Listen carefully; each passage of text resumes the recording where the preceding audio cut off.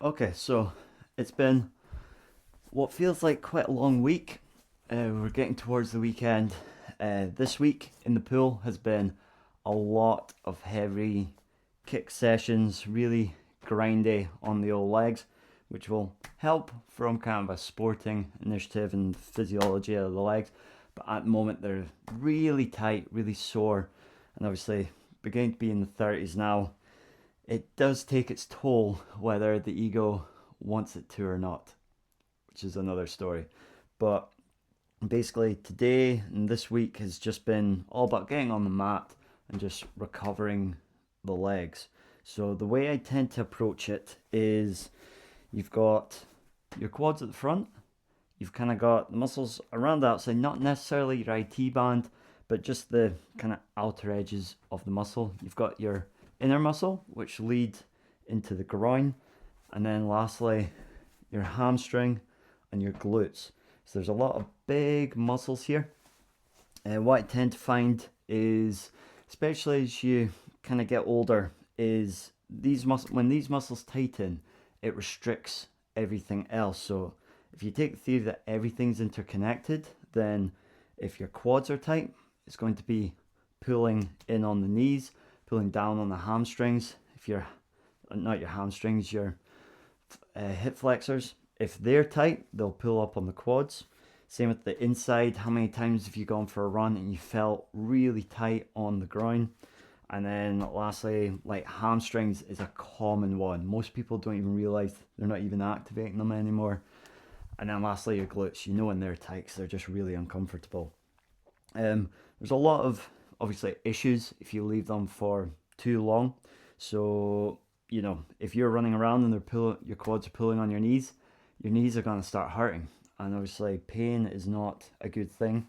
There's kind of that muscular fatigue, but if it starts to physically hurt, then some work kind of needs done, and there's no point really leaving these until they get stiff. So sports all about that loose kind of flexibility, movement, jumpy responsiveness. Whereas if you're leaving it super tight, you're just not going to be able to do anything with it. What I tend to find with, especially now in a day job, sitting at an office 8 hours a day, is you'll sit.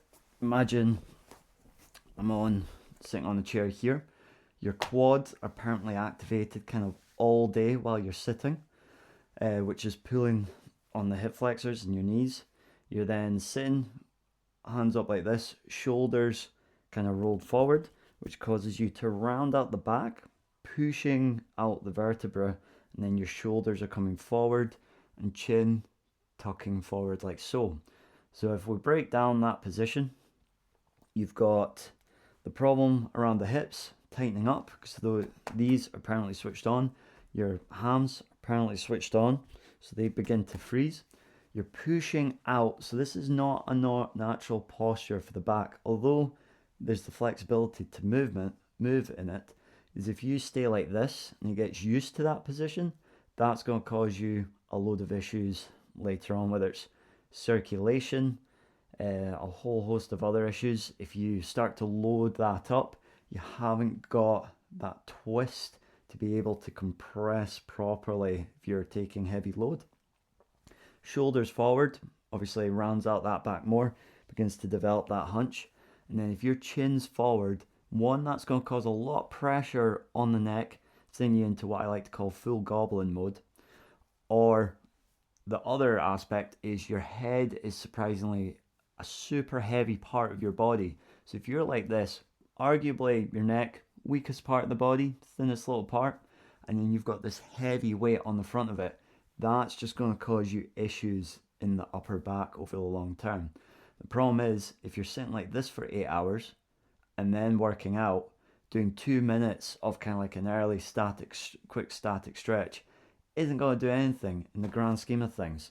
So one thing I've learned as you kind of begin to hit that 30 mark, whether you're in your mid 20s just trying to develop a routine so that you can counterbalance these things by the time you hit this mark, or whether you're a little bit older than myself and you're trying to kind of correct it, is the earlier you can start and the more you can work on it, the better everything else will feel. At least that's my theory. So the other aspect is obviously sitting like this all day. So I tend to find, for me especially, I think it's similar with a lot of blokes, is over time your hips begin to freeze and your shoulders begin to freeze. So if you're like this for 8 hours a day, it can be very difficult to actually not even just the feeling of tightness, just physically being able to move these things again. So the amount of people I see, even just in the office at work, and they'll go to stand up, and hopefully you can still see me here, they'll still be slightly hinged at the hip. They can't even pull up, even that tightness around the hips, just to stand up straight. They'll walk around sort of in a little bit of a raptor T-Rex sort of pose, where they'll just have that pinch in the hip sticking out, which reminds me of the whole duck butt thing from the early 2010s. And then your shoulders are rounded over, so you're kind of walking around unable to move like so. So imagine you're walking around like this, you're already looking fairly feeble and crippled already, rather than being able to stand up. And the problem is, once these are frozen, it takes a lot of work to open them back up. For myself, that took almost a year. I'm doing the 200-hour yoga course, just forcing that in repetitively, and that was in my 20s, to be able to unfreeze everything again. So if you're sitting down, you got a day job, just take a note of people when they get up for a cup of coffee, how stiff they look and how much they don't actually look like they're fully upright and standing. Over time, once you begin to see it, it's almost impossible not to see. I can already think of examples off the top of my head, but once you notice these little aspects, it's amazing how just the awareness causes a trigger to allow you to kind of correct them in yourself. So the stretch today I'm kind of going to focus on is mainly making our way around the body. So to begin with, obviously we've got the classics. So after the sun salutations mentioned in the previous video, we've got that downward dog, which is just an all-round excellent stretch across the body. So it begins, if you're as tight as I am, you'll even feel this in the back of the ankles. You can pedal it out, pushing the rear up towards the ceiling. You get that nice stretch across the back of your body. So really going from the neck all the way up to the hips and then down the back of the legs. You know, it's a relatively easy stretch. Most people should hopefully be able to get into. Obviously varying levels. If you need to bend the knees a little bit more to get a straight back, I mean, you'll still get an excellent stretch in the legs. Then once you're comfortable, just breathing in, slowly pressing into the heels.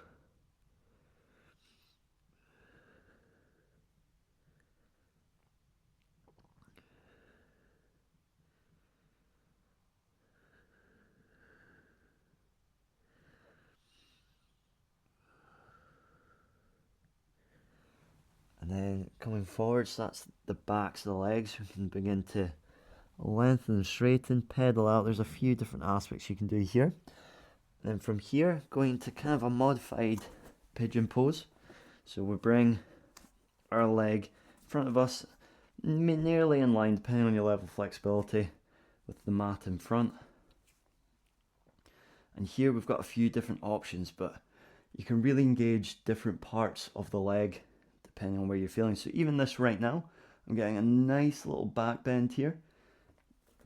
I'm getting a stretch across that front hip flexor.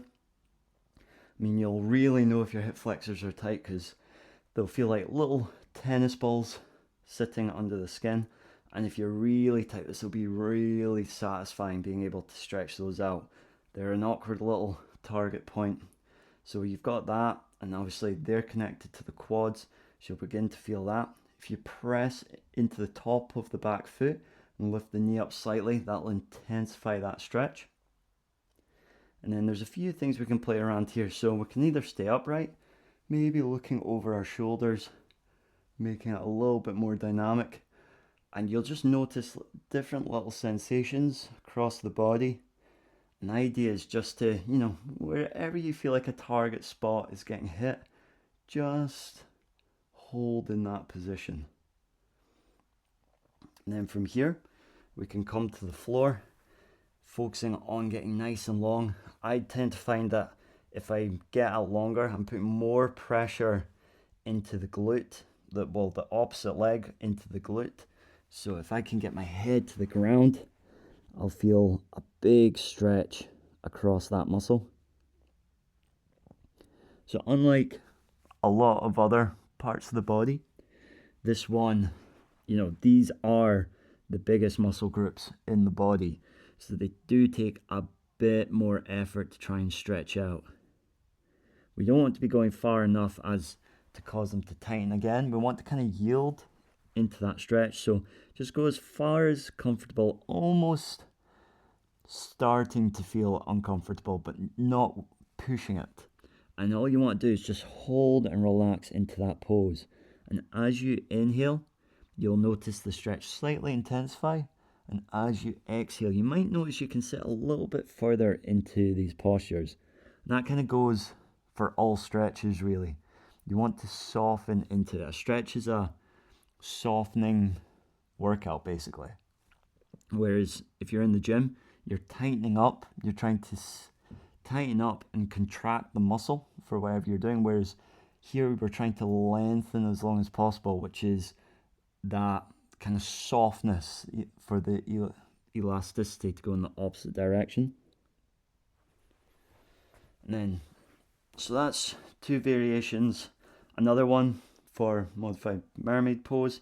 If you're flexible enough, this is something I still need to work on massively. So you can either begin by taking your middle finger and bring it between your big toe and middle toe and pull that leg towards your glute. Now here you'll feel an absolutely excellent intense stretch across the front of the leg. There's just no getting around this one. If you're tight, it's gonna feel awkward.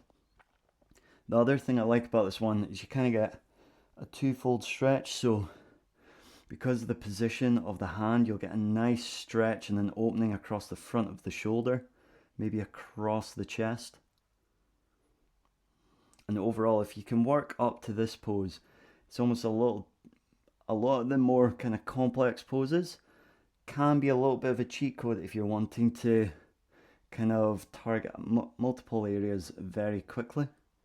But obviously, it takes a good amount of effort to do so. And then one I need to work on a bit more is you take this hand, take it in to your elbow, and then you would take the other arm and bring it across, and then take a bind overhead. Obviously, it's a good humbling sign. I'm not quite there yet. Something to still work on, just a sign that the body is capable of going further, but I've just let it get to not a state, but to a point where it needs a little bit more work to gain that mobility back. So dropping that down, take it to the other side. So if you've ever been to a yoga class, they'll always try and flow between postures. They'll never directly go from one to another. They'll find it almost like a walking path through, so that you can almost organically get to the next posture. Almost like a little bit of a dance. You'll never find a yoga instructor go and stop and then get into a new position and then tell you to walk into that position. There'll always be almost kind of transit poses in between. And the good thing about that is they tend to counteract the main poses the teacher's trying to target, but also allows the class to... Okay, so that's just on the backs of the legs, a little bit of the glutes, the quads, and now what to kind of focus on is more that outer part of the leg, kind of as it joins on the outer edge. So one pose I really like doing with this one is taking a seated position, and then what you do is you begin taking one knee, pointing it straight ahead in front of you, and then once you're comfy with that, taking another knee and placing it on top, and ideally should look something like so. Otherwise, what I tend to see quite often is if you're quite tight, especially on the outer regions of the hips, is this front knee might sit up like so. But wherever you feel, it doesn't really ever matter where it's currently sitting. Depending on the tightness, your knee might be higher up, it might be lower down. But as long as you can find that direct symmetry between the knees, just go wherever is comfortable. And if you're anything like myself, you'll find as soon as you just sit in the pose, you instantly feel it in the hips. And that's where we're trying to target, because these are, again, an area where if you're out for a run, you can really feel it. It can almost feel like little knots kind of appearing, just pulling and pinging on the hips. And unfortunately, it's a difficult area to try and target. I mean, you can foam roll it, you can use a little rubber ball to press into it, but it's quite difficult to try and get that elongation back once it's taut, at least in my experience. So I do this pose quite often. I find as soon as I sit into it, it's like, yep, instant indicator that these are the tight spots. The beauty here as well is you're literally just sitting down, so you can either TV right in front of you and just chill out, zone out, or if you want to make it a bit more dynamics, obviously there's not too much happening above the waist, so the more you can sit up properly, shoulders back and away, the more you'll put pressure into the right places, which will reinforce that stretch and obviously allow you to work on the rest of your posture. Or for the rest of the asana, what you can do is either take your hands overhead to get a nice tricep stretch, or you can potentially take one arm behind you to get into a bind, which then allows you to open up some of the stiffness in the shoulder, allows you to expand across the chest. And then if you want to make it a little more dynamic, you can work on beginning to lean forward and back. And this will just give you a very different sensation. So for myself, I find just generally sitting up straight is targeting where I need to feel it. But if you begin to lean forward, you might find that pressure of the stretch on your elbow might help. It might be on the lower back. It might be on a different part of the hip.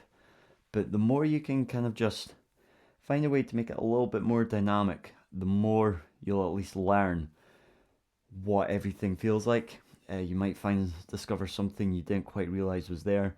Maybe a underlying tightness that is causing other areas to feel tight. But the thing I find that helps most, especially in yoga, is the more you can learn to play with the postures, the more you'll learn about A, why the postures work, and B, where the different mechanisms are coming from throughout the body. So sitting out here, can already feel it beginning to get intense. So after a few breaths, without changing the legs around, the easiest way I always find, it's always a bit of fun in classes, is standing up. So we're going to follow the length of the leg that's on top. So follow in the direction of that foot. We're simply going to give ourselves a little lift, begin to spin round, and hopefully, might take a couple of attempts, you'll land with your legs in a different orientation, like so. Again, just helping with that yoga flow, just helping everything move and feel a little bit more organic, rather than actively going, I need to do this, I need to do that, I need to move here. You can just, eyes shut, just flow in between each posture. Again, Taking this to the other side, maybe overhead or behind, and a few deep breaths here. And that's us basically done just about all parts of the body. The last bit, and this is the bit I actually find most beneficial, is working on the insides of the legs. So if you've done any sport or any movement that involves that kind of traction between the legs, especially prime examples running, where you need quite a wide gait in order to obviously get a longer stride. Any sport that involves running, so your tennis, racquetball, paddle, squash, etc., football, it all requires a nice wide gait.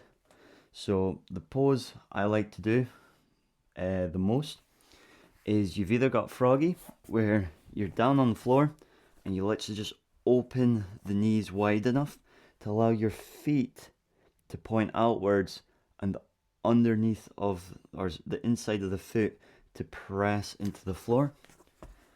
And then it's just like tabletop position, and then the stretcher you can find, maybe the further out you can take a knee. For myself, this is always a tricky area, so I can't actually take them out that wide, can't really do the splits or anything like that. Something still trying to actively work on.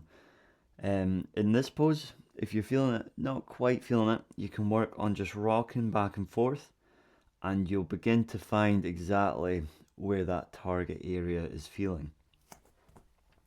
Apart from that, there is one last set of postures that I prefer for the insides of the legs. So we'll come out nice and wide into kind of a wide V-legged stance, toes pointing forward, and then we raise up the arches on the inside of the foot by leaning into the outside edges. So try and keep the legs nice and straight, pushing the hips through slightly, and to begin with, you'll likely feel it the whole way around the hip. And that's basically it.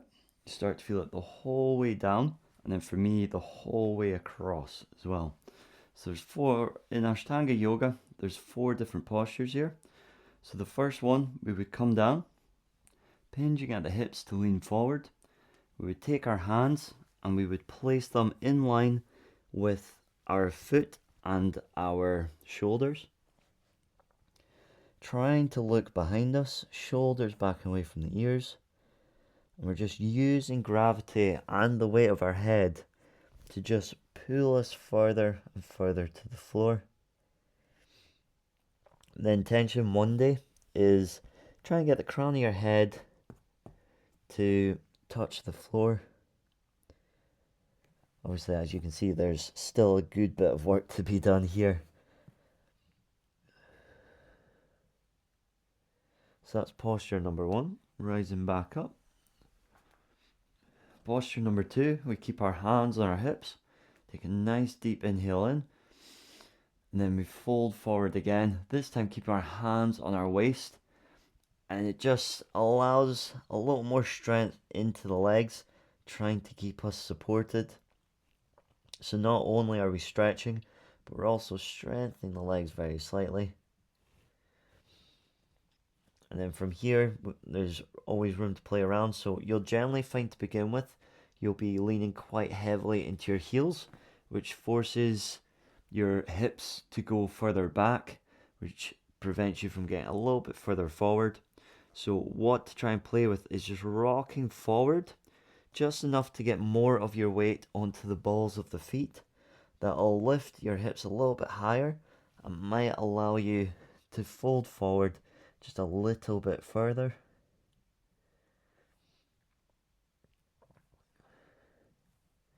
If in doubt, you can do this with a wall, against a wall, the back of your head against the wall, just to give you some support, especially if you have a little bit of a fear or a hesitation of falling forward.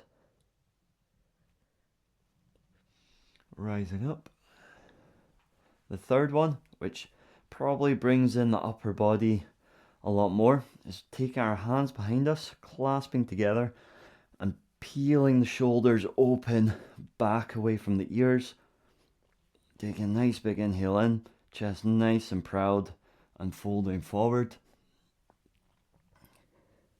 Here, obviously, if you're nice and loose across the shoulders, you might be able to get your hands to touch the floor in front. As you can see here, my hands are pointing very vertical, so there's still about half a clock of distance to go between myself and the floor.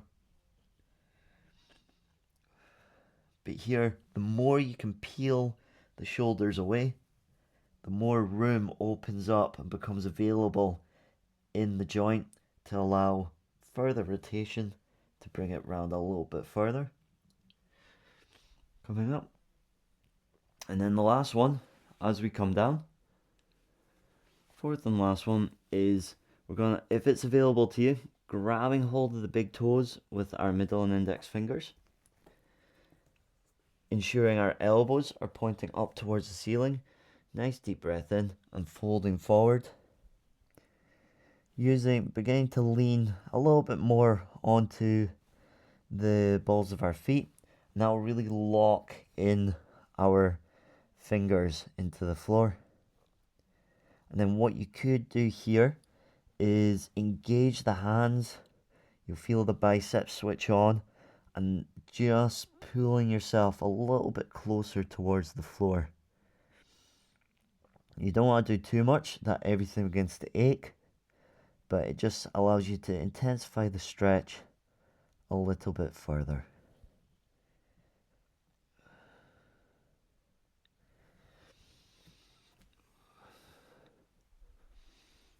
And then coming up and bringing it together. Now that's a quick, effective way of kind of targeting those legs. So from here, we've targeted the backs, the fronts, the outsides, the insides, and our glutes. And that was in, what, maybe 4 postures.